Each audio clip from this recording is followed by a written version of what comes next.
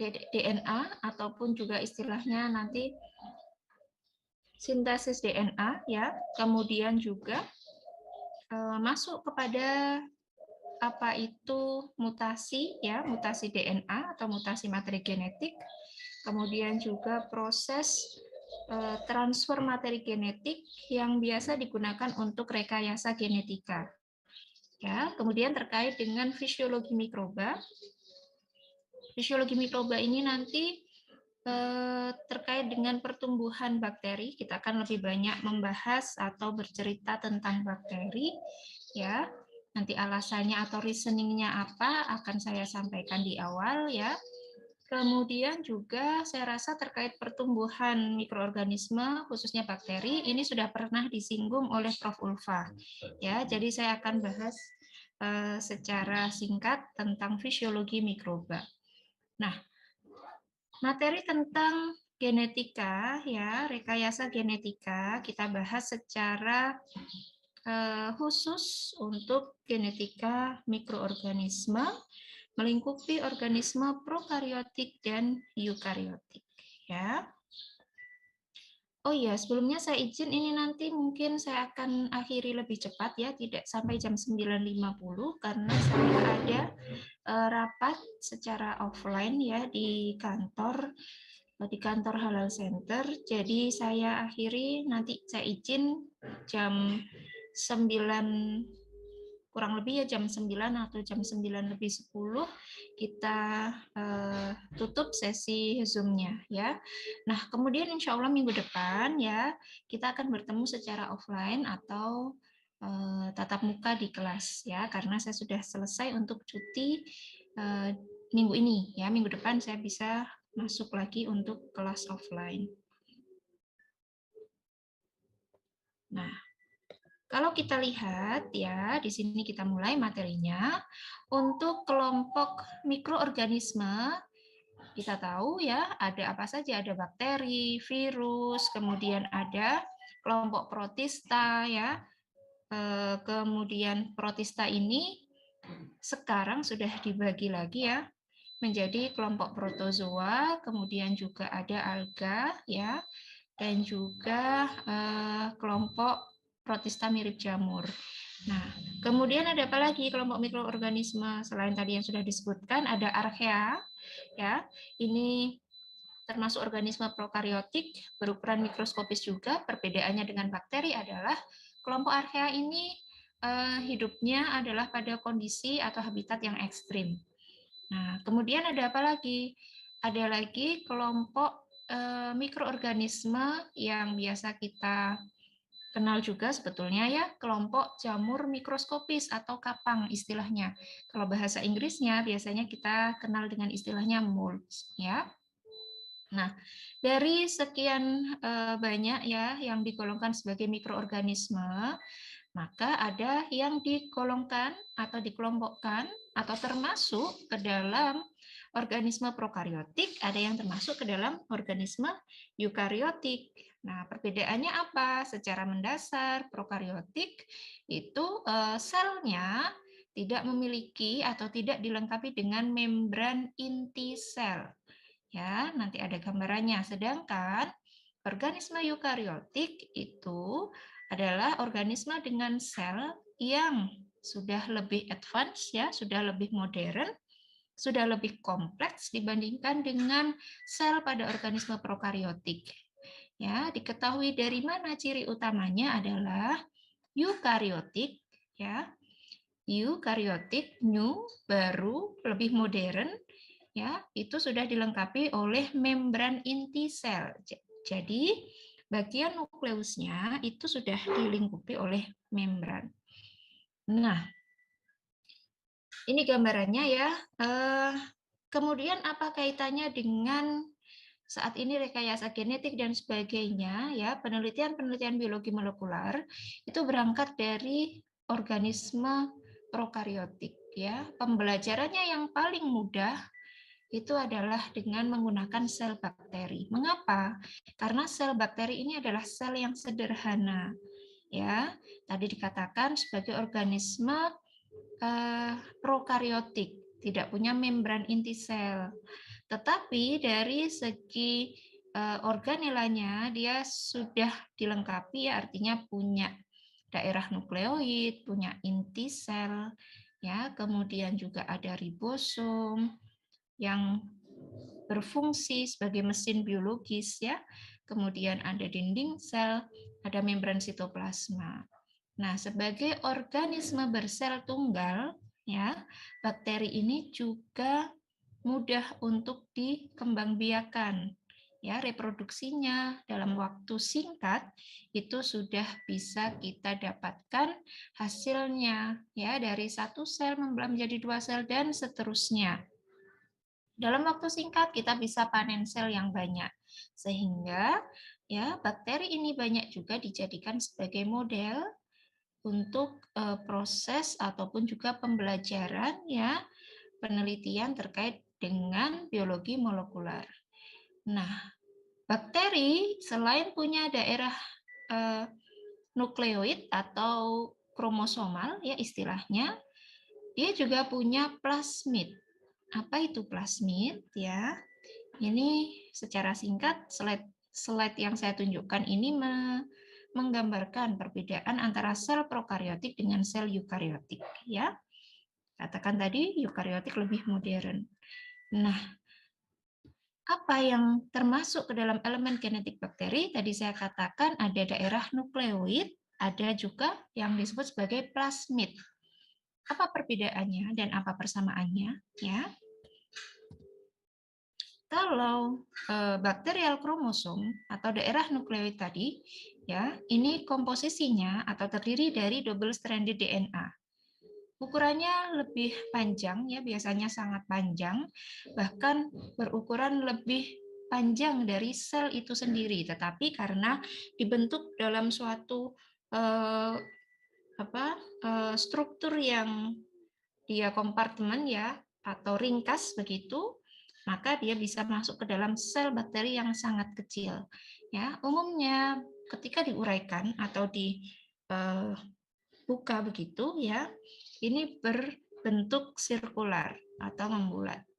Nah, bagaimana dengan plasmid? Ini gambarannya tadi, bahwa ada daerah DNA kromosomal, tetapi ada juga plasmid. Maka plasmid ini sama-sama, ya, terdiri dari DNA untai ganda atau double stranded DNA.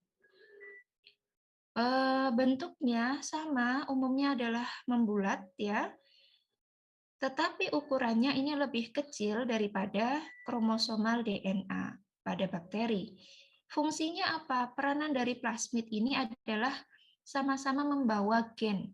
Tetapi dikatakan di sini gen-gen non esensial atau mengkode, ya, mengkode gen tertentu yang tidak untuk reproduksi ataupun juga nanti dikatakan di sini pembentukan protein dan sebagainya, ya, atau pembentukan protein utama, tetapi plasmid ini, ya, bisa berperan sebagai satu adalah plasmid konjugatif, ya, yang fungsinya untuk mengkode faktor fertilisasi atau faktor untuk proses reproduksi dengan cara konjugasi. Nanti akan kita bahas tersendiri, ya, pemindahan materi genetik dengan cara konjugasi.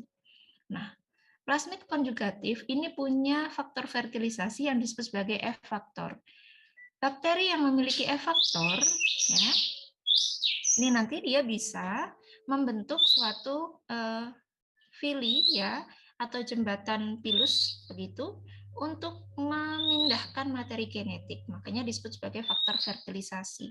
Kemudian ada juga plasmid yang berperan untuk mengkode enzim-enzim tertentu yang mampu untuk memecah beberapa hidrokarbon maupun gula yang tidak biasa.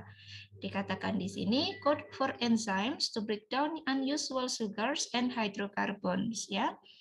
Jadi plasmid ini juga punya peran penting meskipun dikatakan dia sebagai DNA ekstra kromosomal yang membawa gen-gen non esensial. Ya, kemudian dikatakan di sini peran plasmid berikutnya apa? Adalah membantu untuk survive atau bertahan pada kondisi lingkungan yang tidak biasa, ya. Tentunya dengan mengkode gen tertentu menggunakan plasmid tadi. Oke, plasmid ini memiliki sifat yang mampu sifatnya adalah self-replicating rings of DNA. Jadi mampu mereplika DNA-nya sendiri, ya. Nah, plasmid ini juga banyak digunakan sebagai vektor atau diambil ya plasmid dari suatu bakteri untuk digunakan ya pada tanaman ataupun juga pada bakteri yang lainnya ya untuk rekayasa genetika. Plasmidnya ini yang diambil ya. Ukurannya 1-5% ya dari DNA kromosomal, jadi lebih kecil. Kemudian juga ada beberapa plasmid yang memiliki fungsi sebagai toksin ya, baik itu menyebabkan tetanus, antraks dan sebagainya. Kemudian juga plasmid ini berperan untuk pelekatan bakteri atau bacterial attachment. Sehingga bakteri ini bisa melekat pada substrat tertentu, ya, baik itu untuk kebutuhan nutrisinya maupun yang lain, ya. Kemudian juga dengan adanya plasmid, maka bakteri ini mampu menghasilkan suatu zat yang bersifat racun bagi bakteri lain yang disebut sebagai bakteriosin. Ya, bakteriosin adalah protein toksik yang sifatnya ini bisa membunuh ya organisme yang lain.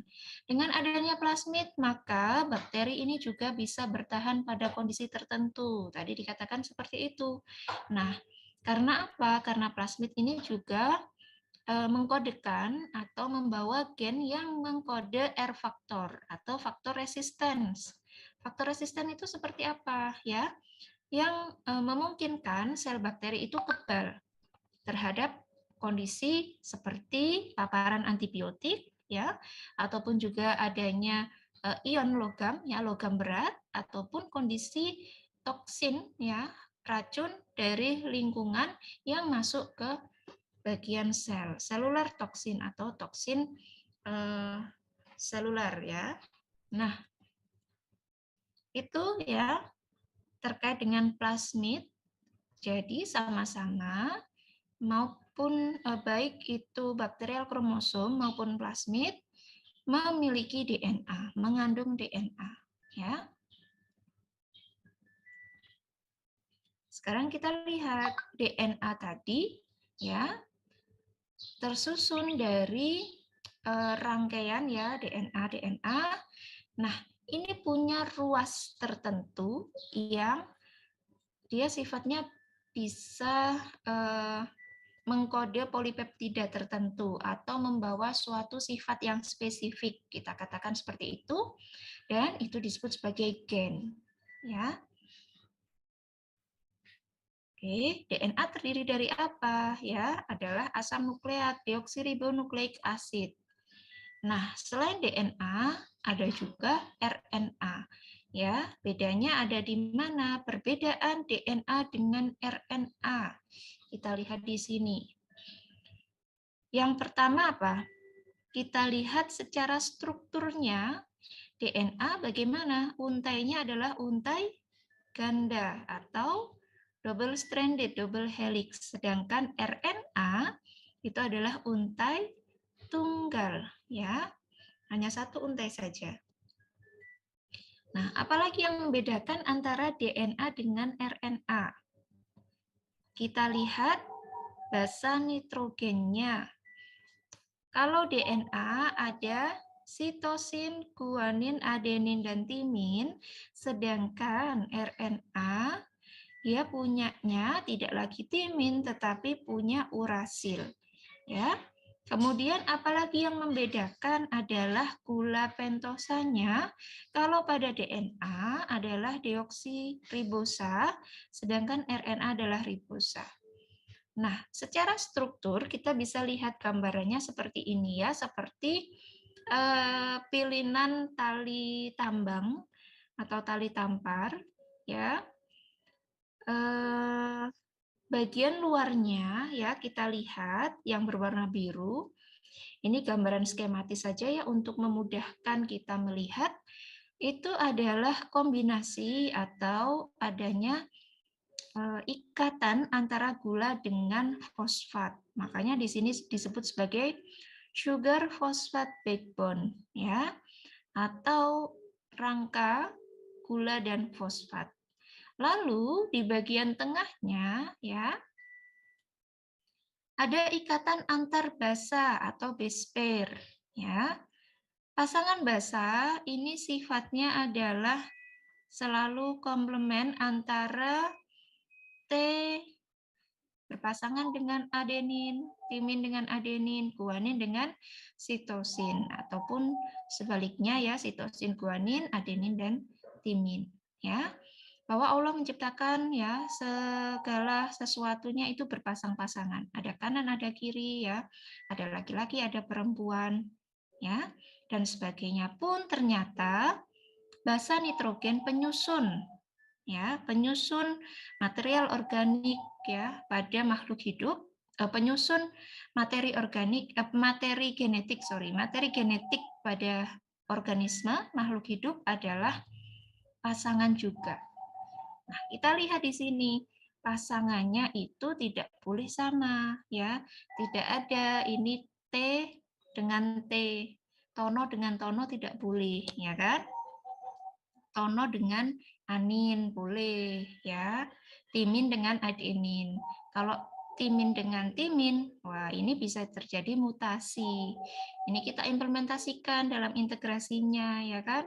Allah menciptakan berpasang-pasangan, ada laki-laki, ada perempuan. Tidak boleh laki-laki dengan laki-laki atau perempuan dengan perempuan. Bahkan level molekul pun itu paham ya. Kalau timin dengan timin pasti akan rusak atau akan terjadi mutasi. Ya, pasangannya selalu timin dengan adenin, guanin dengan sitosin.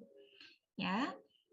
Nah, ini jadi kita pun bisa belajar dari si kecil ya DNA ini, dari basa nitrogen yang kita pun tidak bisa melihat dengan mata telanjang ya, artinya ternyata Allah menciptakan sedemikian rupa. Nah, kalau kita lihat ya tadi bagian backbone-nya atau bagian ruasnya ya, ini adalah P fosfat dengan gula pentosanya apa ya? Ada gula deoksiribosa kalau pada DNA. Di bagian tengahnya ini ada basa nitrogen. Nah, basanya ini ada ikatannya ya. Jadi kalau kita lihat seperti red slating itu ya, red slating kalau kita buka ya begitu, kan ada bagian tengahnya tuh yang saling menyatukan. Nah, ini juga sama ada ikatannya. Ikatannya adalah ikatan hidrogen. Ya. Ikatan hidrogen kalau timin dengan adenin itu hanya 2 ikatan hidrogen. Sedangkan sitosin dengan guanin 3 ikatan hidrogen. Ya, hal ini menyebabkan apa? Guanin dan sitosin sifatnya lebih stabil. Ya, artinya mana yang akan lebih mudah untuk dilepas ikatannya antara GC ataukah AT? Maka kalian bisa jawab AT yang akan lebih mudah terlepas ya ikatannya. Karena hanya ada 2 ikatan. Ini ya komposisi guanin, sitosin, adenin, timin. Kalau kita mendesain suatu primer nantinya ya, misalkan saya mau isolasi DNA untuk mengetahui ini bakteri apa ya, maka saya butuh primer ya untuk mengenali daerah tertentu. Nah, primer ini kita bisa desain ataupun juga kita bisa lihat dari penelitian orang lain, sudah ada jurnalnya. Kadang saya perlu beli, oh saya mau pakai primernya ini. Atau kita bisa mendesain sendiri dengan memperhatikan komposisi persentase AT dan GC. Ya. Oke, ini nanti kalian akan temukan mungkin desain primer itu ada di materi TABM kalau tidak salah. Kalau dulu saya S1 dapat materi mendesain primer ya, mengisolasi DNA sampai mendesain primernya ada di materi TABM ya. Nah, ini pengenalan dulu strukturnya. Oh, ternyata yang namanya sitosin, guanin, adenin, timin itu letaknya ada di bagian tengah ya dari si resleting DNA tadi ya.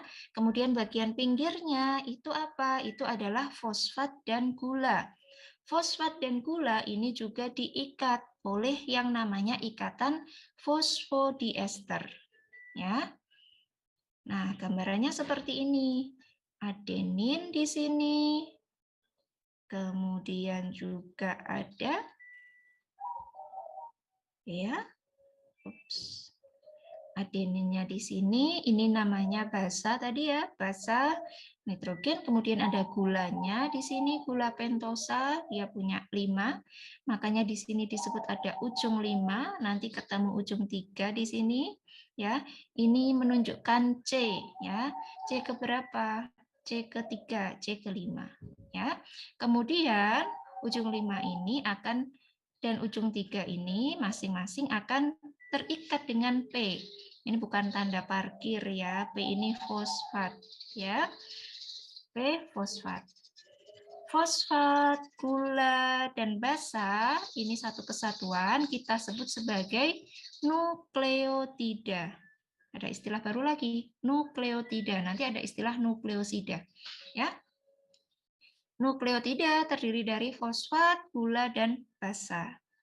Nah, ini fosfat, gula, basa tersusun terus-menerus ya, artinya berangkai terus, dan ketika berpasangan dengan basa yang lainnya, ya, maka ini disebut sebagai rangkaian DNA, ya, untai DNA. Bisa dipahami sampai sini? Bisa ya? Ikatan apa tadi antara fosfat dengan gula? Ikatan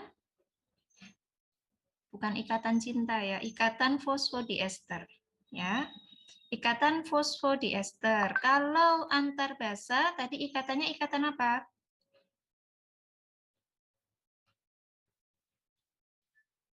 Antar basa ada ikatan hidrogen ya. Ikatan hidrogen.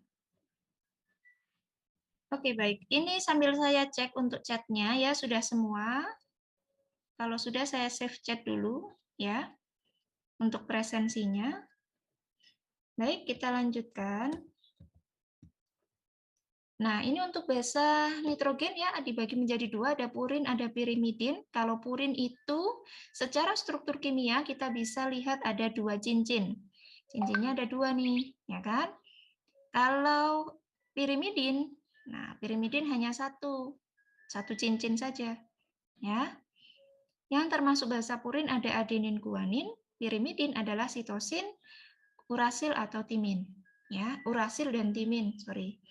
Kalau urasil itu hanya ada pada RNA, kalau timin hanya pada DNA. Oke, ini tadi sudah ya, pasangan basa diikat dengan ikatan hidrogen. Adenin, timin, 2 ikatan hidrogen. Sedangkan guanin, sitosin, 3 ikatan hidrogen. Ya, ingat selalu basa purin berikatan dengan basa pirimidin. 2 cincin, 1 cincin. Ya. Oke. Ini sudah ya, saya rasa perbedaan antara RNA dengan DNA. Kemudian kita lihat peran dari masing-masing ya. Peran RNA apa? Kalau kita lihat ya, RNA itu sebetulnya punya peran yang sangat beragam dan cukup bermacam-macam ya. Tetapi kita bisa kelompokkan ya secara umum menjadi 3 RNA yang memiliki peranan utama. Ada mRNA, messenger RNA, adalah bahan pembawa informasi genetik dari gen ke ribosom. Ya, membawa informasi genetik. Seperti apa ya membawa informasi genetiknya itu nanti akan kita bahas pada saat proses sintesis protein. Ya, ataupun juga kita lihat nanti ya proses transkripsi ya, dan translasi pada saat sintesis protein. Nah, yang kedua ada rRNA atau disebut kepanjangannya adalah ribosomal RNA. Merupakan RNA yang ada di ribosom atau istilahnya ya RNA ya ribosom itu sendiri ya, ribosom komposisinya adalah RNA begitu. Dikatakan di sini RNA sebagai komponen dari ribosom ya. Ribosom itu apa? Mesin biologis pembuat protein. Nanti pada tahap atau materi tentang sintesis protein akan kita lihat ya videonya. Oh, ternyata ribosom itu bekerjanya begitu. Ya, kenapa kok dikatakan dia membuat protein? Nah, ternyata di ribosom itulah terjadi proses sintesis ya. Ada penambahan asam amino sebagai apa istilahnya? Subunit penyusun dari protein. Ya kan? Protein itu kan terdiri dari atau tersusun dari asam amino. Rangkaian asam amino itu membentuk protein. Nah, protein ini nanti juga ada yang bersifat atau kita kenal juga sebagai enzim. Ya, enzim ya adalah protein itu sendiri. Nah, protein disusun oleh asam amino. Oke. Kemudian kita lihat ada tRNA. Transfer RNA merupakan bahan yang menerjemahkan informasi dalam mRNA menjadi urutan asam amino. Ini saling bekerja sama antara mRNA, rRNA, dan tRNA. Dalam hal apa? Nanti pada saat proses sintesis protein. Sintesis itu apa sih, Bu? Sintesis adalah proses pembentukan ya protein. Beda dengan istilah sintetis atau sintetik. Kalau sintetik itu berarti buatan atau terkait atau biasanya dihubungkan dengan suatu yang kimiawi, ya. Kalau sintesis ya hanya beda satu huruf saja, tetapi berbeda artinya. Sintesis itu artinya pembuatan atau produksi ya protein, ya kan? Ada juga, kita kembali lagi ya ke peran RNA. RNA memiliki fungsi yang lain diantaranya fungsi-fungsi katalis. Katalisis sebagai katalis. Next kita lihat ada rRNA ya, secara struktur kita lihat bentukannya seperti ini. Ya, loh Bu tadi dikatakan RNA itu adalah untai tunggal. Tetapi kenapa kok bentuknya bisa seperti ini? Ya, untai tunggal kalau kita uraikan seperti ini ya di bagian bawah.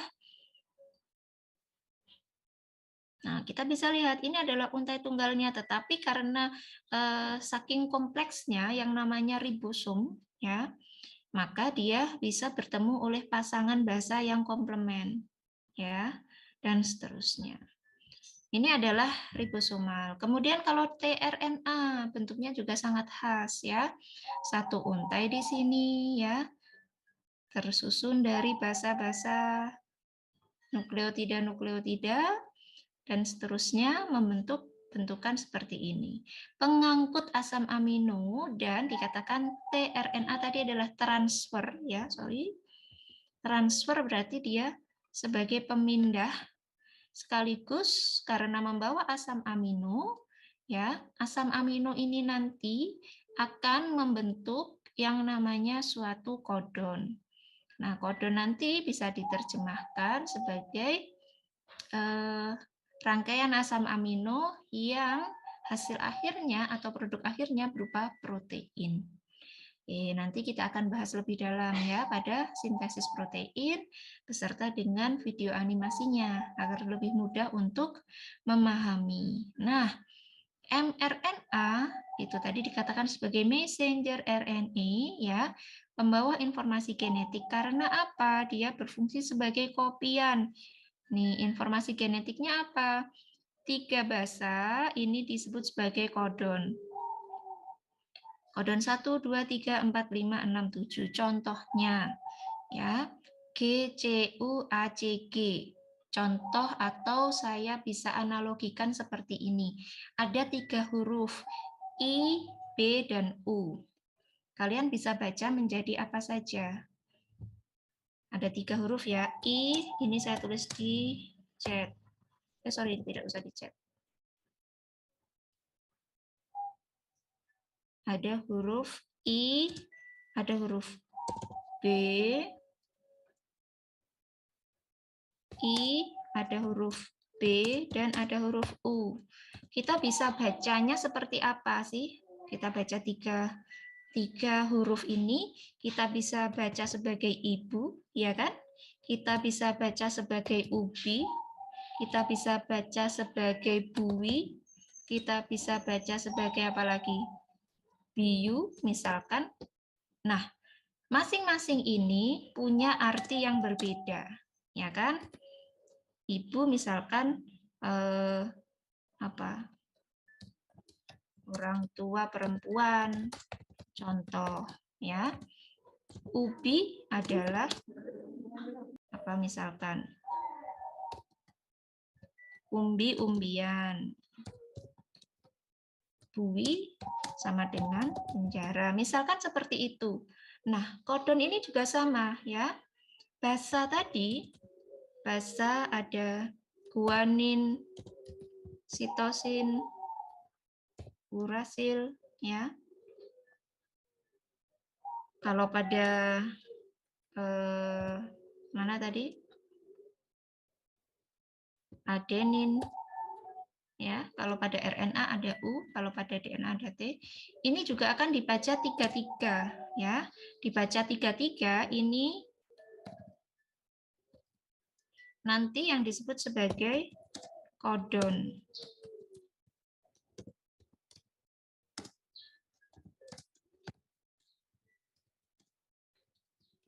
Nah, kodon ini nanti mengkode untuk asam amino tertentu. Ya. Asam amino ada banyak ya. Nanti bisa dibuka-buka di buku biologi sel dan sebagainya. Nah, ini analoginya. Mengapa kok kemudian dari sekian bahasa ini kita bisa mengartikan yang berbeda-beda, ya.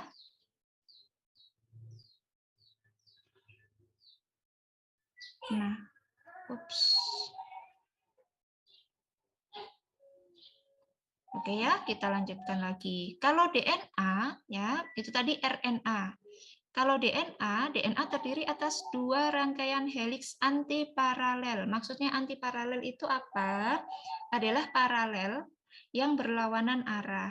Ya, satu ada ujung 3 di atas. Ternyata rangkaiannya yang di atas bukan lagi ujung 3, tetapi ujung 5. Ya, dan sebagainya. Kerangka yang berselang-seling antara gugus deoksiribosa dan fosfat terletak di bagian luar. Tadi yang dikatakan sebagai backbone-nya, ya. Kemudian ikatan hidrogen antar basa purin dan pirimidin terletak di bagian dalam.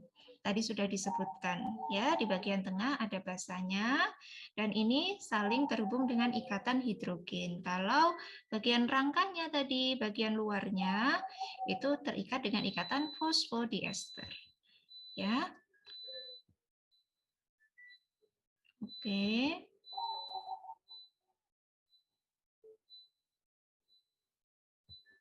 Kita lanjutkan, peranannya DNA apa? Ini materi yang terakhir ya, nanti minggu depan ya, biar tidak terlalu pusing ya. Jadi saya berikan materi sedikit-sedikit, yang penting kalian paham ya, dan kalau bisa harus dicatat walaupun ada PPT-nya ya, karena dengan menulis kalian nanti bisa memahami. Kadang kita akan lebih mudah paham, mudah nyantolnya kalau baca tulisan kita sendiri ya. Mau pakai tulisan teman, misalkan ada teman yang rajin ya, kita pinjam catatannya terus kita baca pas ujian, itu akan lebih sulit nyantolnya daripada kalau kita pas nulis sendiri ya, seperti itu. Nah, peran DNA bagaimana ya, apalagi kalau PPT. Wah, kadang waduh sudah PPT-nya banyak nih ya, berlembar-lembar, atau ini kalau saya rangkum kayaknya 100 ya, 100 slide atau 100 halaman. kalian pasti akan pusing, ya. Nah, kalian lebih baik mencatat ya, menulis, kemudian juga merangkum apa yang disampaikan. Oke, ya, peran DNA. DNA mengandung gen, ya, yaitu informasi yang mengatur sintesis protein dan RNA, serta menentukan pengaturan ekspresi gen, ya. Nah, letaknya ada di mana? DNA terletak di daerah kromosomal maupun juga di plasmid kalau pada bakteri. Kalau ini kloroplas itu adalah pada kelompok tumbuhan tingkat tinggi, ya. Nah, ini tadi tentang DNA dan RNA, ya. Kita sudah berbicara tentang struktur, peranannya, kemudian juga peran atau fungsinya, kemudian juga letaknya di mana kalau pada bakteri, dan itulah yang disebut sebagai materi genetik pada kelompok mikroorganisme. Khususnya kita akan bahas ya, atau kita ambil modelnya adalah kelompok bakteri. Ya. Nah, insya Allah minggu depan kita bertemu secara offline ya. Saya akan berikan materi tentang replikasi DNA.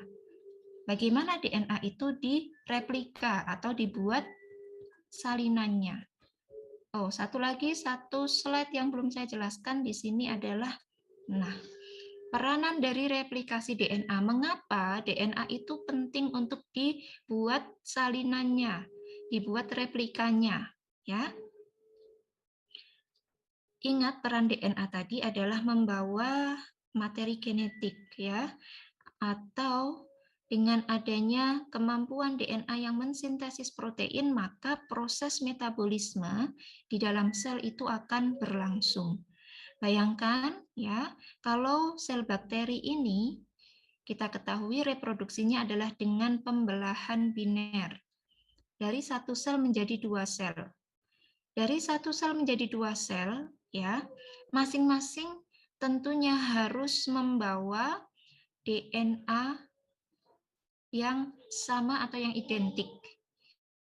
Nah, oleh karena itu DNA-nya harus bisa direplikasi, ya, atau harus punya replikanya atau harus punya salinannya. Kita lihat, kalau saya tanya, lebih dulu mana sih proses replikasi DNA ataukah proses pembelahan sel itu sendiri? Coba dari gambar ini, harus duluan mana? DNA-nya direplikasi dulu ataukah selnya dipisah terlebih dahulu?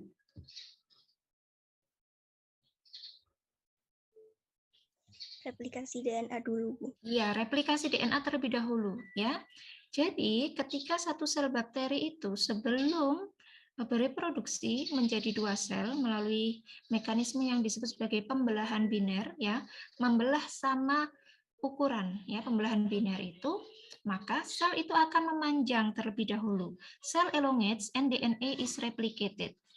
Nah, ketika sel itu memanjang, DNA ini sudah mulai untuk bereplikasi, tetapi belum betul-betul terpisah. Sudah disiapkan DNA-nya ada dua ganda, ya. Nah, kemudian tahap yang kedua, dinding sel dan membran plasma ini mulai membentuk celah untuk persiapan pemisahan dinding sel.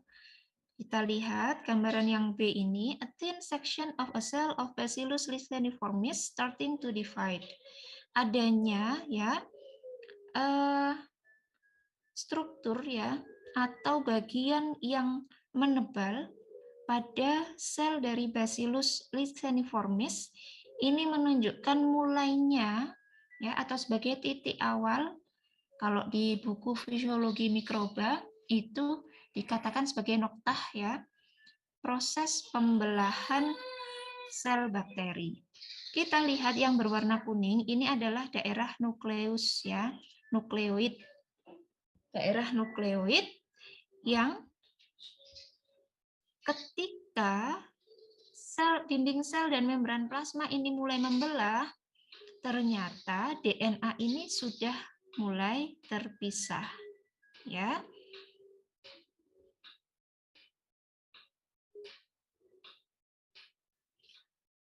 Nah, setelah terpisah sempurna, ya, DNA-nya terpisah sempurna, baru kemudian ada dinding sel yang terbentuk di bagian dalam, sehingga sel ini sudah siap untuk berreplikasi atau terpisah, ya. Oke, ini tambahannya, tambahan informasinya. Nanti kita akan bahas ya di minggu depan bagaimana proses replika DNA itu sendiri ya. Replikasi DNA seperti apa ya, melibatkan enzim apa saja, kemudian juga kapan atau apa yang membedakan antara adakah perbedaan antara prokariotik dan eukariotik, itu kita diskusikan minggu depan perkuliahan secara offline di kelas ya.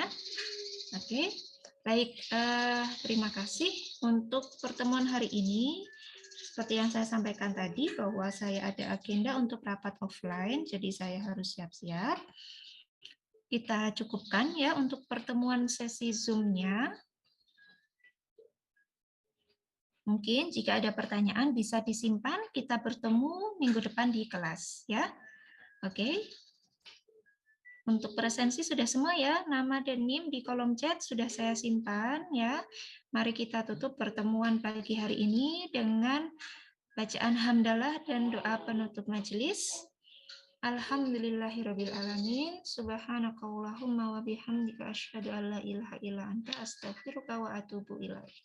Terima kasih atas kehadirannya. Assalamualaikum warahmatullahi wabarakatuh. Waalaikumsalam warahmatullahi wabarakatuh. Terima kasih, Bu. Yuk,